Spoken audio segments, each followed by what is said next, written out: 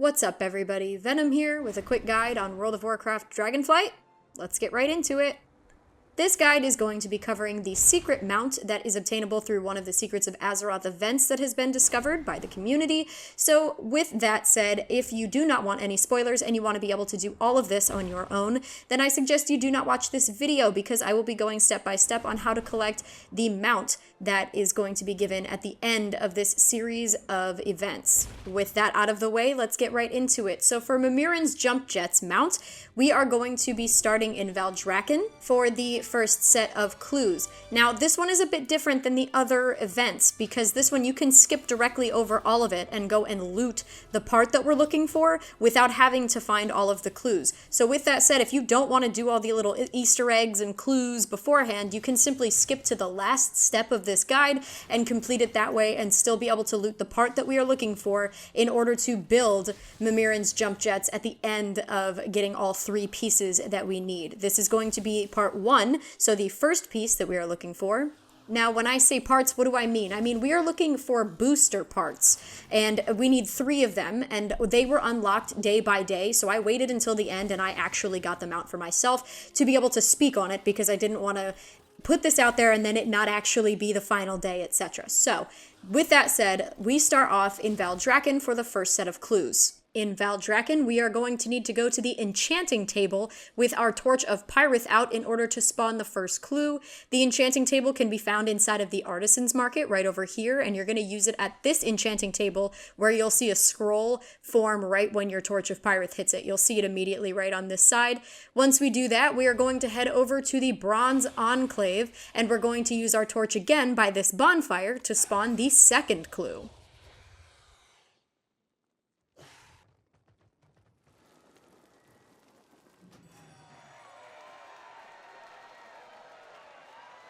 This clue is going to bring us to Northern Stranglethorn Vale. So the easiest way to get there for Horde is to go to Orgrimmar and to take the Zeppelin to Stranglethorn. That's how I did it. We are going to fly on over to this tent over here in Kurzen's compound, and there are going to be 3 different clues on the ground. Now, if you click the wrong one, it's going to send you spiraling out of control and doing a bunch of crazy movements, which we had somebody in there that was just clicking the wrong ones because they thought it was funny. But either way, you're going to want to click the one in the center. If you hover over them, it'll say clue question mark for the wrong ones, and the right one will actually say clue with the number, the third clue that you're looking for, etc. So the ones that say clue question mark are the ones that are incorrect. So keep that in mind because we're going to have to deal with this quite a bit while moving forward. So go ahead and click on the clue directly in the center, and it is going to tell you we need to go to Zul'Gurub, the dungeon that is located over here on the map in Stranglethorn. We are actually going to have to go into Zul'Gurub, and there are going to be a plethora of arrows on the ground that are going to lead you in the right direction. Now I'm going to speed this up right here so you can see the exact path that I took in order to get to all of these clues, as well as to get to the final clue inside of Zul'Gurub where we leave the dungeon. So I'm going to do that now. As I'm speeding it up, I'm just going to kind of talk over it so you know what we're doing. We're going to follow this main path right here to the Tiki Lord, and right before the bridge, there's an arrow on the floor that says getting closer. Now, all of the arrows that are not clues are going to say getting closer, so you don't have to dismount and look at every one of them. They all say getting closer.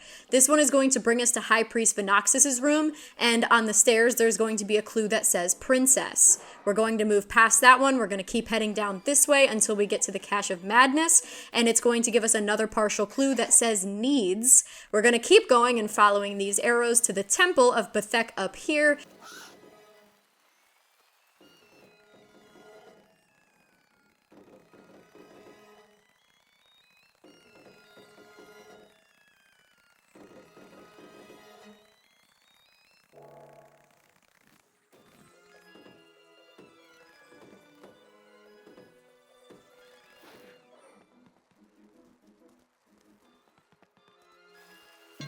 And the area where the High Priestess is, we're going to go inside the temple, go down this flight of stairs, and there's going to be another pile of clues where we have to make sure we click the right one, or what happens here is going to happen to you, and it's going to say a light. Now we're going to head out of this area and go to Zanzil's area.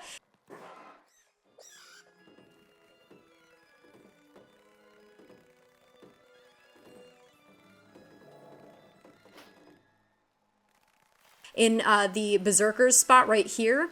So you're going to go to the left, and on the wall right here, there's going to be the 4th clue that says Pooba. Now, this is where we're going to exit the dungeon. We have found all the clues inside of this dungeon.